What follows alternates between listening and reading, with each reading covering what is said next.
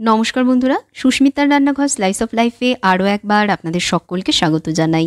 আলু পটল দিয়ে নিরামিষ একটা ওয়ান পট মিল রেসিপি তৈরি করব আজকের পর্বে। খেতেও যেমন সুস্বাদু হয়, বানানোও ভীষণ সহজ। লাঞ্চ বা ডিনারে আপনারা এটা বানাতে পারেন, অথবা ঠাকুরকে ভোগ হিসেবেও আপনারা নিবেদন করতে পারেন, কারণ এটা সম্পূর্ণ নিরামিষ একটা রেসিপি। তো আশা করছি ভালো লাগবে, ভিডিওটা দেখে নিন রেসিপি। এর জন্য আমি একটা বাটিতে 1 কাপ গোবিন্দভোগ চাল নিয়েছি। গোবিন্দভোগ চাল কোনো কারণে না পেলে এর জায়গায় কালি জিরা বা জিরা সাম্বার বলে যে রাইসটা পাওয়া যায় সেটাও নিতে পারেন, অথবা কোনোটাই যদি না পান সেক্ষেত্রে লং গ্রেন বাসমতি রাইসও নেওয়া যাবে। প্রথমে চাল একবারের জন্য ধুয়ে নেব। গোবিন্দভোগ চাল বেশি ধুতে নেই, বেশি ধুলে চালের সুগন্ধটা আর থাকে না, সেই জন্য জাস্ট একবারের জন্য চাল আমি ধুয়ে নিচ্ছি। ধুয়ে নেবার পর জল ফেলে দিয়েছি। এবার চালের বাটিতে দিয়ে দিচ্ছি 1/2 টিস্পুন হলুদ গুঁড়ো, 1/4 টিস্পুন লঙ্কা গুঁড়ো। লঙ্কা গুঁড়োর পরিমাণটা কম দেবেন, কারণ বেশি ঝাল হলে এটা খেতে ভালো লাগবে না। 1 টিস্পুন দিচ্ছি এর মধ্যে জিরে গুঁড়ো। স্বাদ মতন দিয়ে দিচ্ছি নুন, অবশ্যই আপনারা নিজেদের স্বাদ অনুযায়ী এর মধ্যে নুন দেবেন। 1 টিস্পুন দিচ্ছি এর মধ্যে আদা বাটা, আর 1/2 টেবিল স্পুন দিয়ে দিচ্ছি ঘি। এবার সমস্ত উপকরণের সাথে চাল ভালোভাবে মেখে নিতে হবে। হাত দিয়েই চাল আমি মেখে নিচ্ছি। ভালোভাবে মাখতে হবে যাতে মশলাগুলো সব চালের সাথে মিশে যায়। মেখে নেওয়া হয়ে গেলে বাটিটা একটা সাইডে এখন রেখে দিচ্ছি। এবার একটা কড়াইতে পর্যাপ্ত পরিমাণ তেল গরম করে নিচ্ছি। আমি সাদা তেলে আজকের রান্নাটা করছি। তেল হালকা গরম হলে দিয়ে দিচ্ছি এর মধ্যে 1 টেবিল স্পুন কাজু বাদাম। বাদামে হালকা একটু রং না ধরা অবধি ভেজে নিচ্ছি।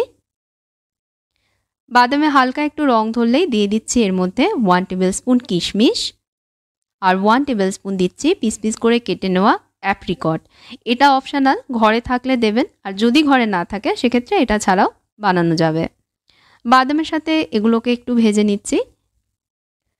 কিশমিশগুলো ফুলে উঠেছে, বাদামেও রং চলে এসেছে। এবার ভাজা ড্রাই ফ্রুটসগুলো কড়াই থেকে তুলে নিচ্ছি। কড়াইতে এবার দিয়ে দেবো কেটে নেওয়া পটলের টুকরো। 4-5টা পটলের খোসা ছাড়িয়ে নিয়ে 2-3 টুকরোয় পটলগুলোকে আমি কেটে নিয়েছি। আর দেবো একটা আলু, খোসা ছাড়িয়ে নিয়ে আলুটাকেও ডুমো ডুমো করে কেটে নিয়েছি। তরকারির আলু যেভাবে কাটি ঠিক সেভাবেই কেটেছি। কড়াইয়ের মধ্যে দিয়ে দিচ্ছি। এর মধ্যে দিচ্ছি 1/2 টিস্পুন হলুদ গুঁড়ো, আর 1/2 টিস্পুন দিয়ে দিচ্ছি নুন।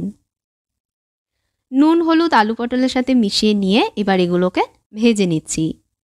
আলু পটলের সোনালি রং না আসা অবধি ভেজে নেব। আমি হাই আঁচেই সবজিগুলোকে ভাজছি।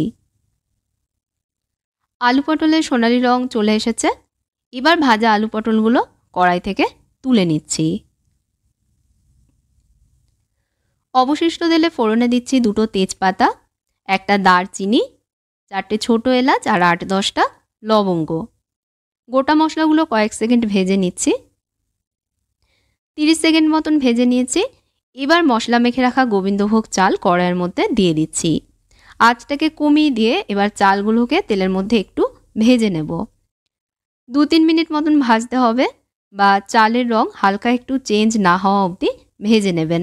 ভাজা হয়ে গেলে দেখবেন চাল থেকে খুব সুন্দর একটা সুঘ্রাণ বেরোবে। ছোট্ট একটা রিমাইন্ডার বন্ধুরা, ভিডিওটা কেমন লাগছে জানাবেন। যদি ভালো লাগে ভিডিওতে অবশ্যই একটা লাইক দেবেন, শেয়ার করবেন ভিডিওটা। চ্যানেলটাকে সাবস্ক্রাইব করতে ভুলবেন না, নতুন রেসিপি যাতে মিস না হয়ে যায় সেই জন্য সঙ্গে থাকা বেল আইকনে প্রেস করে দেবেন। আর যদি ফেসবুক পেজে দেখেন পেজটাকে ফলো করে নেবেন। 2-3 মিনিট চাল আমি ভেজেছি। দেখুন চালের রং হালকা একটু চেঞ্জ হয়ে গেছে, আর খুব সুন্দর গন্ধ বেরোচ্ছে। এবার ভাজা আলু, পটল, বাদাম, কিশমিশ সবগুলো এর মধ্যে দিয়ে দিচ্ছি।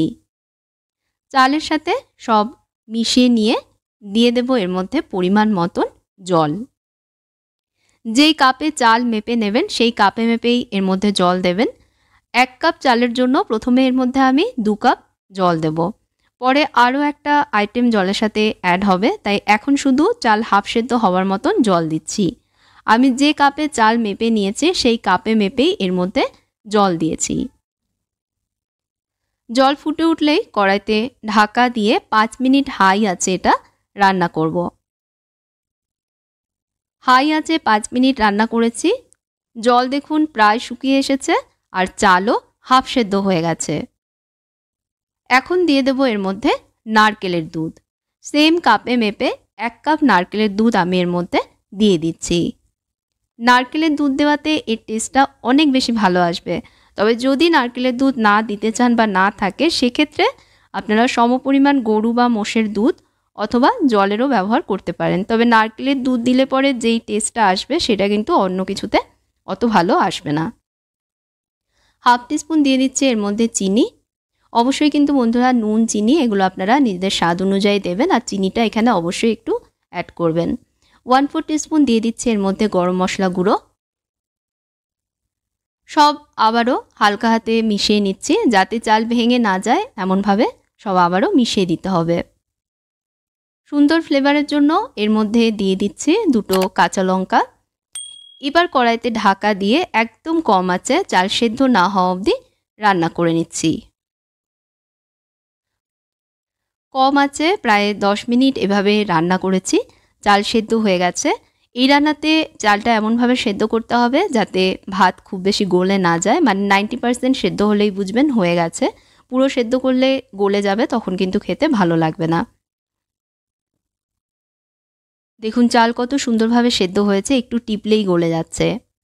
চাল, জল, দুধের রেশিওগুলো ঠিক রাখলে দেখবেন এরকমই একদম পারফেক্ট ঝরঝরে পোলাও তৈরি হবে। সবশেষে এর মধ্যে একটু ঘি দিয়ে দেব। 1 টিস্পুন ঘি এর মধ্যে আমি দিয়ে দিচ্ছি। ঘি দেবার পর সব আবারও মিশিয়ে নিচ্ছি। মিশিয়ে নিয়ে গ্যাস বন্ধ করে দেবো, আর 5 মিনিট স্ট্যান্ডিং টাইমে আলগাভাবে এটাকে ঢাকা দিয়ে রাখবো। এতে করে এর মধ্যে যতটুকু ময়েশ্চার বেঁচে আছে সেটাও আর থাকবে না, আর পোলাওটা আরও একটু ঝরঝরে হয়ে যাবে। 5 মিনিট পর আমি এটাকে পরিবেশন করে দিচ্ছি। তৈরি হয়ে গেল আলু পটল দিয়ে দারুণ স্বাদের নিরামিষ পোলাও। একবার অবশ্যই এই সুস্বাদু 1 পট মিলের রেসিপিটা ট্রাই করে দেখবেন বন্ধুরা, কথা দিচ্ছি আপনাদের ভালো লাগবে। বানালে পরে কমেন্টসে জানাতে ভুলবেন না কেমন লাগলো। যদি ভালো লাগে লাইক এবং শেয়ার অবশ্যই করবেন, আর আমার চ্যানেলটাকে সাবস্ক্রাইব করতে ভুলবেন না। সঙ্গে ফেসবুক পেজেও আমাকে ফলো করবেন। তাহলে আজকের মতন বিদায় নিচ্ছি। আপনারা ভালো থাকবেন, ভালো রাখবেন। ধন্যবাদ।